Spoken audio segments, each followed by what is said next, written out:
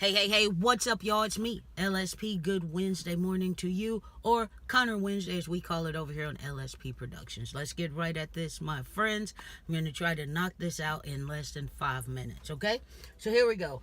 This episode was called Miracles. It is episode 5 in season 1 of the Connors, okay?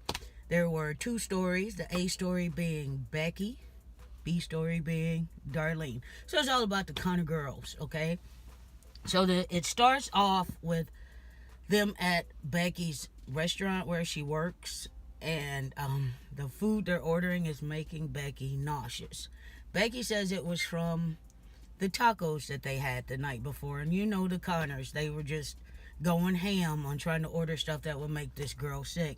So it ends up with Dan going over to talk to her and telling her, hey, I know that it's not tacos, it's not food poisoning, it's the fact that you went out drinking. You're hungover. And Becky's like, no, I'm not. And he's like, we're going to a meeting. Well, if you would remember back to, I think it was the second episode where Dan finds out that Becky had been drinking and brought vodka on the job.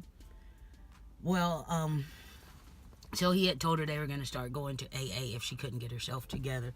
So anyway, that scene, Darlene's boyfriend Neil is there, and everyone starts to tell her how Neil reminds them of someone. And she's like, who? And it's David. And she orders him around. She tells him what he can and cannot eat. And basically just being a Roseanne Jr., you know, which is who that character has always been, but without Roseanne, you can really see Roseanne and Darlene. So anyway, that scene ends.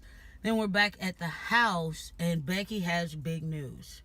Becky is pregnant, y'all. Becky is pregnant. That's what the sickness was. So she comes to tell her family. Everyone greets her and tells her what they think. And if you will remember, if you watched Roseanne, the reboot, Becky was trying to be a surrogate for new Becky, and it turned out that she couldn't get pregnant. The doctor told her because of her age, she had like a 5% chance of having a baby.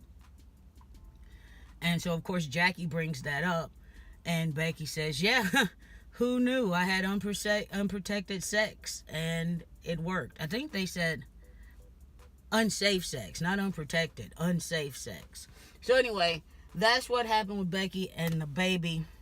And then they want to know who the father is, and Becky's like, I can do this by myself. I don't really need him. And Dan tells her, no, you really do. I mean, what's the big deal about having a father in the baby's life? So, you know, they speak on the single moms, single dads here in America, and that a kid can benefit from 2 parents, be it a mom, a dad, 2 moms, 2 dads. But anyway, we'll get to that in a minute. So anyway, we end up with Becky and Jackie at Becky's restaurant again, okay? And this is where Becky decides to let Jackie know, it's not that I'm being coy and really want to raise this kid by myself. I don't know who the father is. And Jackie's like, well. So she has it boiled down to 2 people, but they actually work at this restaurant, you know. So it's Emilio and Ramon. Ramon is the restaurant manager. Emilio is the busboy. So of course she's trying to go for the one who she thinks can financially help her the most with this kid. So she and Jackie talk about it. She goes to tell Ramon. Ramon says, can't be mine, vasectomy. He walks away. What's he doing when he walks away? He went to tell Emilio, which means Emilio and Ramon had already talked about the fact that they had both been with Becky. Boys talk. So anyway, Emilio comes over, comedic relief, a little bit in the story because Jackie is the Spanish translator. Who knew Jackie knew Spanish?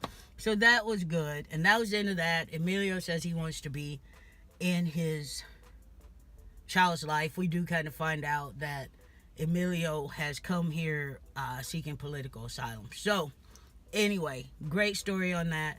Let's move on to Darlene really quick. Darlene being the B story. I told you about Neil. Well, she ends up dumping Neil because he's so much like David, and she doesn't want someone she can push over. I understand you, Darlene. I get you. Nobody, especially when you have such a strong personality as mine, as Darlene's, you want someone who's going to push you back. You have to have resistance, because if I push you over, you're done. I'm just going to run over you like a herd of elephants. So, resistance. So that's where her new boss comes in. She went and she got a job at this tabloid where they publish all the pictures of the mugshots of people in Lanford who've been arrested that month. So she gets a job there, and I think, of course, they're showing a little romantic interest between her and the boss, because he is his name's Ben. He's 180. He's the total opposite of that other guy, of Neil and of David. So this will be interesting to see what they do with Darlene. But she does have a job. She now runs the internet department. She's going to create him a website for this. So I'm interested to see where that goes. But it ends with Becky and Dan sitting down to have a super thick milkshake.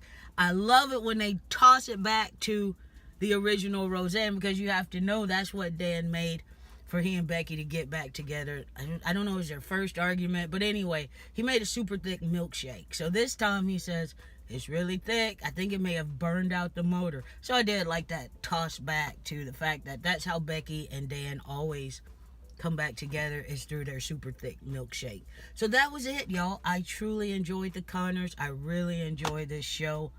So yeah, take care of yourselves. To the 314 people who've taken the time to that little red button, we are indeed thankful for you. If you like the Connors, come back here next Wednesday. Go ahead, click that subscribe button so you know.